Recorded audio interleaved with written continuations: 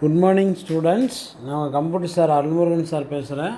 So இப்போ next பார்த்தீங்கன்னா நம்ம வந்து 10th சாப்டரில் constructor and destructor in Python. Constructor and destructor in Python. Constructor and destructor in Python. So constructor is a special function that is automatically executed. So which one is a special function? Which one is a special function? அப்படின்னு கேட்டாங்கன்னா so constructor is a special function. Constructor அப்படிங்கிறது நம்ம வந்து பைத்தானில் வந்து கிளாஸில் use பண்ணக்கூடிய ஒரு special function பேர் வந்து constructor. that is automatically executed.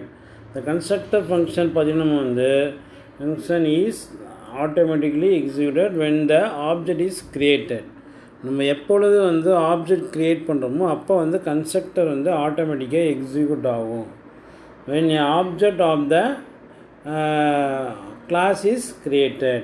நம்ம வந்து ஒரு கிளாஸ்க்கு ஆப்ஜெக்ட் எப்போ நம்ம வந்து க்ரியேட் பண்ணுறோமோ அப்போ வந்து என்ன ஆகும், இந்த special member function constructor automatically executed. So which one is a special member function in a class அப்படின்னு கேட்டாங்கன்னா constructor. Which one is automatically executed when the object is created அப்படின்னு கேட்டாங்கன்னா என்ன எழுதணும், அது வந்து கன்ஸ்ட்ரக்டர். நம்ம ஆப்ஜெக்ட் க்ரியேட் பண்ணும்போது நம்ம கன்ஸ்ட்ரக்டருங்கிறது ஒரு ஸ்பெஷல் மெம்பர் ஃபங்க்ஷன் ஆட்டோமேட்டிக்காக எக்ஸிக்யூட் பண்ணும். So when the object of the class is created. So எப்போ வந்து கன்ஸ்ட்ரக்டர் ஃபங்க்ஷன் எக்ஸிக்யூட் பண்ணோம் அப்படின்னு பார்த்தீங்கன்னா when the object of the class is created.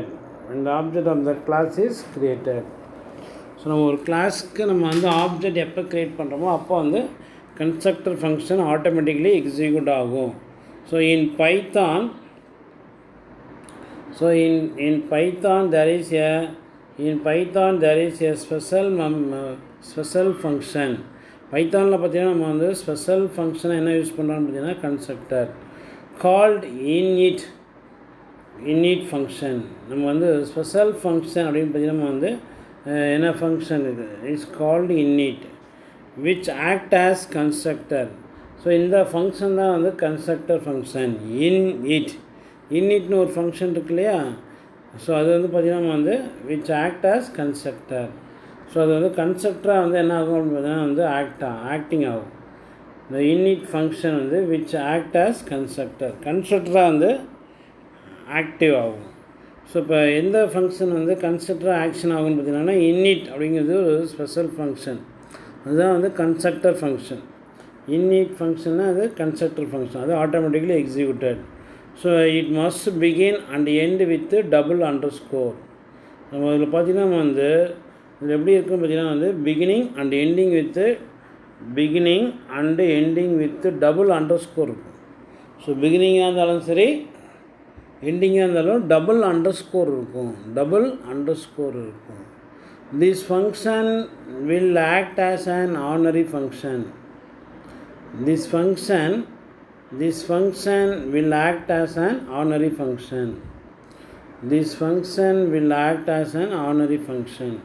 இந்த ஃபங்க்ஷன் பார்த்தீங்கன்னா நம்ம வந்து எப்படி ஆக்ஷன் ஆகும்னா ஆர்டினரி ஃபங்க்ஷன் இருக்கு இல்லையா, இந்த ஆர்டினரி ஃபங்க்ஷன் மாதிரியே வந்து ஒர்க் ஆகும். ஸோ ஏன்னா வந்து பட் ஒன்லி டிஃப்ரென்ஸ் என்னென்னு பார்த்தீங்கன்னா நம்ம வந்து ஆர்டினரி ஃபங்க்ஷனுக்கும் கன்ஸ்ட்ரக்டர் ஃபங்க்ஷனுக்கும் என்ன டிஃப்ரென்ஸ்.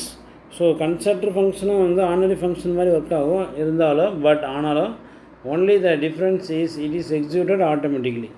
ஆனால் கன்ஸ்ட்ரக்டர் ஃபங்க்ஷன் மட்டும்தான் ஆட்டோமேட்டிக்காக எக்ஸிக்யூட் ஆகும், ஆர்டினரி ஃபங்க்ஷன் ஆட்டோமேட்டிக்காக எக்ஸிக்யூட் ஆகாது. ஸோ அதான் வந்து டிஃப்ரென்ஸ். இது வந்து ஆர்டினரி ஃபங்க்ஷனாக ஒர்க் ஆகும், ஆனால் என்னது ஆட்டோமேட்டிக்லி எக்ஸிக்யூட்டட். ஆனால் ஆர்டினரி ஃபங்க்ஷன் வந்து ஆட்டோமேட்டிக்காக எக்ஸிக்யூட் ஆகாது. கன்ஸ்ட்ரக்டர் ஃபங்க்ஷன் தான் வந்து executed when the object is created. So when the object is created நம்ம ஆப்ஜெக்ட் க்ரியேட் பண்ணும்போது என்னது எப்போ நம்ம வந்து ஆப்ஜெக்ட் க்ரியேட் பண்ணுறோமோ அப்போ வந்து கன்ஸ்ட்ரக்டர் ஃபங்க்ஷன் எக்ஸிக்யூட் ஆகும். அது வந்து ஸ்பெஷல் மெம்பர் ஃபங்க்ஷன். அதுக்கு பேர் வந்து நம்ம init அப்படின்னு வச்சுருப்பாங்க. ஸோ அடுத்து பார்த்திங்கன்னா நம்ம வந்து this constructor function can be defined with or without arguments. constructor function பார்த்திங்கன்னா வந்துக்கு நம்ம வந்து function can be defined with or without argument. இந்த ஃபங்க்ஷன் நம்ம வந்து டிஃபைன் பண்ணக்குள்ள வித் ஆர்குமெண்ட்டும் யூஸ் பண்ணலாம், வித்தவுட் ஆர்குமெண்ட்ஸ். ஸோ ஆர்குமெண்ட்டு இதில் யூஸ் பண்ணலாம், ஆர்குமெண்ட் யூஸ் பண்ணாமே இருக்கலாம். So this method is use to initialize the class. So init அப்படின்னா வந்து இனிஷியலைஸ் அப்படின்னு அர்த்தம். init அப்படின்னு என்னது, init அப்படின்னு வச்சுக்கேன், initialize. So this method is use to initialize the class object. So initialize the class object, class variable. Initialize the class variable. நம்ம வந்து ஒரு கிளாஸ் வேரியபிள் வந்து நம்ம இனிஷியலைஸ் பண்ணுறது தான் வந்து init அப்படின்னு சொல்லிட்டு ஒரு ஸ்பெஷல் மெம்பர் ஃபங்க்ஷன் வந்து நம்ம யூஸ் பண்ணுறோம். init அப்படின்னா நம்ம வந்து இனிஷியலைஸ் அப்படின்னு அர்த்தம். த class variable, initialize the class variables. So இதுதான் வந்து ஒரு ஸ்பெஷல் மெம்பர் ஃபங்க்ஷன். இது constructor is a special member function. Which one is a special member function அப்படின்னா கன்ஸ்ட்ரக்டர். ஸோ இது எப்போ வந்து இந்த object is created automatically executed. So அதை பற்றினா வந்து init அப்படின்னு ஒரு ஃபங்க்ஷனில் இருக்கும். ஸோ ஓகே, அடுத்து பார்த்தோம் அப்படின்னா நம்ம வந்து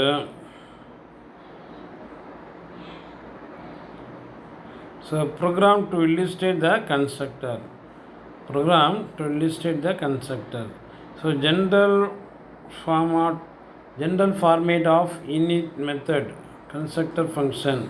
இதனுடைய ஜென்ரல் ஃபார்மேட் அப்படின்னு பார்த்தோன்னு வச்சுக்கேன். கன்ஸ்ட்ரக்டர் ஃபங்க்ஷனுடைய ஜென்ரல் ஃபார்மேட் என்ன? ஜென்ரல் ஃபார்மேட் ஆஃப் initன்னு வந்து இனிஷியலைசேஷன் மெத்தட் கன்ஸ்ட்ரக்டர்ஸ். இது வந்து ஃபங்க்ஷன். இது என்ன ஃபங்க்ஷன்? இது கன்ஸ்ட்ரக்டர் ஃபங்க்ஷன். அது வந்து ஜென்ரல் ஃபார்மேட் என்னன்னு பார்த்தோம் அப்படின்னா ஃபஸ்ட்னா டிஃபைன். ஒரு ஃபங்க்ஷன் வந்து நம்ம டிஃபைன் பண்ணுறதுக்கு டிஎஃப்னு கொடுக்கணும். நம்ம வந்து டபுள் அண்டர்ஸ்கோர் வந்து கொடுக்கணும். பார்த்தீங்கன்னா நம்ம வந்து கன்ஸ்ட்ரக்டர் பிகினிங் வித்து அண்டர்ஸ்கோர், இது வந்து பிகினிங் அண்டர்ஸ்கோர், இது வந்து எண்டிங் அண்டர்ஸ்கோர். ஸோ பிகினிங்லேயும் எண்டிங்லேயும் வந்து நம்ம அண்டர்ஸ்கோர் கொடுக்கணும். அடுத்தது பார்த்திங்கன்னா வந்து செல்ஃப் அப்படின்னு ஒரு ஆர்குமெண்ட்ஸ் இருக்குது. அடுத்தது பார்த்திங்கன்னா அதில் வந்து ERGS ஆர்குமெண்ட்ஸ் கொடுத்துருக்காங்க. ஸோ லாஸ்ட்டாக வந்து பார்த்திங்கன்னா வந்து கோலன், அடுத்தது பார்த்திங்கன்னா வந்து ஸ்டேட்மெண்ட்ஸ். ஸோ இதுதான் வந்து general format of initialize method. அது வந்து கன்ஸ்ட்ரக்டர் ஃபங்க்ஷன் மெத்தடு. ஸோ டிஎஃப்னு சொல்லிட்டு ஒரு கீவேர்டு யூஸ் பண்ணணும், அப்புறம் அண்டர்ஸ்கோர் கொடுக்கணும், init அப்படின்னு தரணும், அப்புறம் அண்டர்ஸ்கோரு. ஸோ அப்புறம் நம்ம வந்து ப்ராக்கெட்டுக்குள்ளார நம்ம என்ன பேரண்டிஸ்குள்ளார செல்ஃப் ஆர்குமெண்ட்ஸ் இதெல்லாம் நம்ம தரணும். அது அப்புறம் ஸ்டேட்மெண்ட் கொடுத்துக்கலாம். ஸோ இப்படி தான் நம்ம வந்து ஒரு கன்ஸ்ட்ரக்டர் ஃபங்க்ஷன் வந்து நம்ம வந்து டிஃபைன் பண்ணணும். ஸோ எக்ஸாம்பிள் பார்த்தீங்கன்னா வச்சுக்கோங்க, example program to illustrate the constructor. So பார்த்தீங்கன்னா எப்படி வந்து ஒரு கன்ஸ்ட்ரக்டர் வந்து இது பண்ணணும் அப்படின்னு பார்த்தீங்கன்னா நம்ம வந்து ஃபஸ்ட்டு வந்து கிளாஸ்னு ஒரு கிளாஸ் க்ரியேட் பண்ணணும். கிளாஸுங்கிறது கீவேர்டு, கிளாஸ் நேம் வந்து ஷாம்பிள். கிளாஸுங்கிறது என்னது? கீவேர்டு, ஷாம்பிள், அப்புறம் கோலன். எப்படி நம்ம வந்து ஒரு கிளாஸ் க்ரியேட் பண்ணணும்? கிளாஸ் கீவேர்டு, அப்புறம் கிளாஸ் நேம், அப்புறம் கோலன் தரணும். ஸோ அடுத்து பார்த்திங்கன்னா அதில் வந்து கன்ஸ்ட்ரக்டர் ஃபங்க்ஷன் கொடுத்துருவாங்க. அதில் வந்து constructor function D F underscore init underscore self நம் கோலான்னு கொடுத்துறாங்க இல்லையா.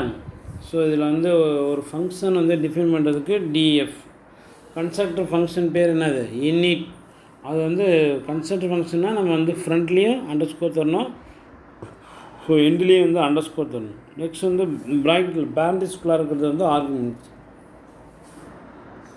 ஸோ பிரிண்ட் டபுள் கோட்ஸில் வந்து construct of the class sample.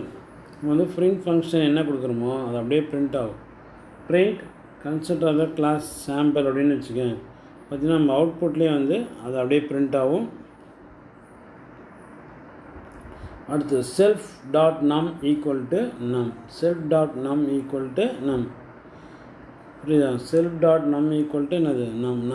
நம்மளுடைய வேல்யூ என்ன கொடுக்குறோமோ அது value. So print the value is நம் அப்படிங்கிறது. ஸோ நம்ம வேல்யூ பார்த்திங்கன்னா நம்ம வந்து 10 கொடுத்துருக்கோம். அப்போ அந்த 10 வந்து நமக்கு வேல்யூ வந்து பாஸ் ஆகும். பார்த்திங்கன்னா நம்ம வந்து ஃபங்க்ஷன் வேறு ஆப்ஜெக்ட் க்ரியேட் பண்ணியிருக்கோம். ஸோ இங்கே தான் நம்ம வந்து ஆப்ஜெக்ட் இப்போ எஸ் ஈக்குவல் டு சாம்பிள் 10 கொடுத்துருவோமா. அதில் எஸ்ஸுங்கிறது என்னது?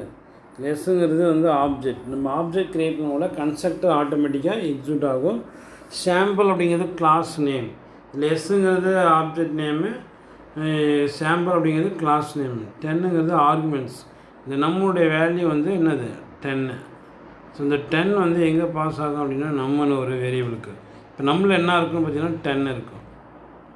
ஸோ அப்போ நம்ம வந்து பிரிண்ட் பண்ணக்குள்ளே நம்ம வந்து இந்த வேல்யூ இஸ் நம் அப்படின்னு வந்து என்ன வரும் பார்த்தீங்கன்னா, இந்த வேல்யூ இஸ் நம் அப்படின்னு பார்த்தீங்கன்னா வந்து ஒரு அவுட்புட் பார்த்தீங்கன்னா consider the class sample the value is 10. இந்த வேல்யூ இஸ் 10. ஏன்னா 10ன்னு ஒரு வேல்யூனா நம்ம பாஸ் பண்ணியிருக்கோம். ஸோ நம்ம ஆப்ஜெக்ட் க்ரியேட் பண்ணும்போது ஆப்ஜெக்ட் க்ரியேட் பண்ணிட்டோம் இல்லையா, அப்போ தான் வந்து என்னது கன்ஸ்ட்ரக்டர் ஃபங்க்ஷன் ஆட்டோமேட்டிக்காக எக்ஸிக்யூட் ஆகும். ஸோ அடுத்து பார்த்திங்கன்னா இந்த எபோ கிளாஸ் சாம்பிள், இதில் பார்த்திங்கன்னா வந்து சாம்பிள் அப்படிங்கிறது class has only a constructor with 1 arguments. இதில் பார்த்திங்கன்னா கன்ஸ்ட்ரக்டர் வித் 1 ஆர்குமெண்ட், ஒரு ஆர்குமெண்ட் இருக்குது, நேம்ட் ஆஸ் நம்முன்னு சொல்லிட்டு ஒரு ஆர்குமெண்ட்ஸ் இருக்குது. இந்த constructor gets executed first.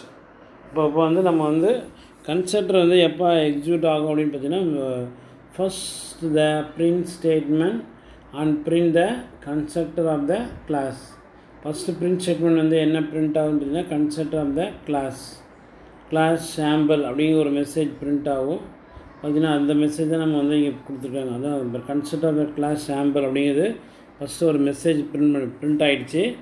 Then the passing the value to constructor is assigned to self.num and finally it print the value passed along with the given string. So நமக்கு நம்மன்னு ஒரு values இருக்கு இல்லையா, நம்மன்னு வந்து ஒரு வேல்யூஸ் இருக்கு இல்லையா, இந்த வேல்யூ வந்து எங்கே போய் பாஸ் ஆகுதுன்னா நம்மள என்ன இருக்கும் 10 இருக்கும். ஸோ அடுத்தது பார்த்திங்கன்னா நம்ம வந்து பிரிண்ட் பண்ணக்குள்ளே the value is 10 அப்படின்னு பிரிண்ட் ஆகிடுச்சு. ஸோ ஓகே, நெக்ஸ்ட் பார்த்தோம் அப்படின்னா the above constructor gets executed automatically. இந்த constructor function வந்து ஆட்டோமேட்டிக்காக எக்ஸிக்யூட் பண்ணணும் when the object s is created.